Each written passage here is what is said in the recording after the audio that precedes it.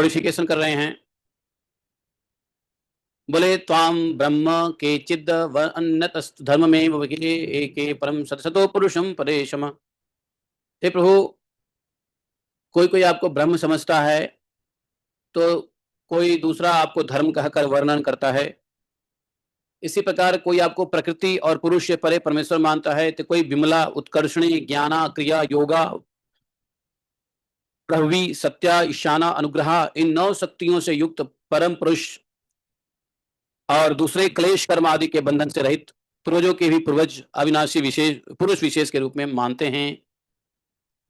बोले हे प्रभु, मैं ब्रह्मा और मरीचि आदि ऋषि जो सत्गुण की सृष्टि के अंतर्गत है, जब आपकी बनाई हुई सृष्टि का भी रहस्य नहीं जान पाते, ब्रह्मा मैं शंकर और मरीचि इत्यादि ऋषिजन, तब आपको तो जान ही दूसरा कौन सकता है।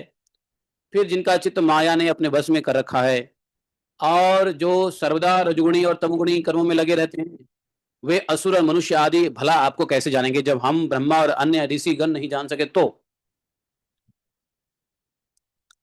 हे प्रभु, आप सर्वात्मक एवं ज्ञान स्वरूप हैं, इसलिए वायु की तरह आकाश में अदृश्य रहकर के भी आप संपूर्ण चराचर में व्याप्त रहते हैं, सदा सर्वदा विद्यमान रहते हैं और इसकी चेष्टा स्थिति जन्म नाश प्राणियों के कर्म और संसार के बंधन मोक्ष आप सब कुछ जानते हैं।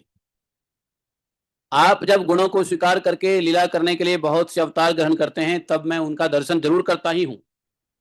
शिव जी ने कहा कि जब भी आप कोई अवतार ग्रहण करते हो लीला करने के लिए, तो मैं आपका दर्शन जरूर करता हूं। ऐसा कोई आपका अवतार नहीं है जिसका दर्शन मैं नहीं करूं।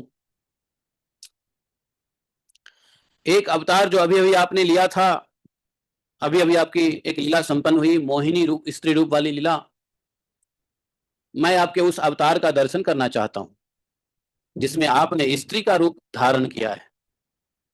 यूं तो आप अनेकों रूप धारण करते रहते हो, हमने सभी अवतारों का दर्शन किया, अभी स्त्री रूप मोहिनी का आपने जो रूप ग्रहण किया था उसको हम देखने का इच्छा रखते हैं, जिससे दैत्यों को मोहित करके आपने देवताओं को अमृत पिलाया। हे भगवान, उसी को देखने के लिए हम सब आए हैं। हमारे मन में उसके दर्शन का बड़ा कौतूहल है। शिव जी अकेले नहीं गए, शिवगण के साथ गए, साथ में पार्वती जी भी गई। सुखदेव गोस्वामी कहते हैं, एवं अभ्यर्थितो विष्णु भगवान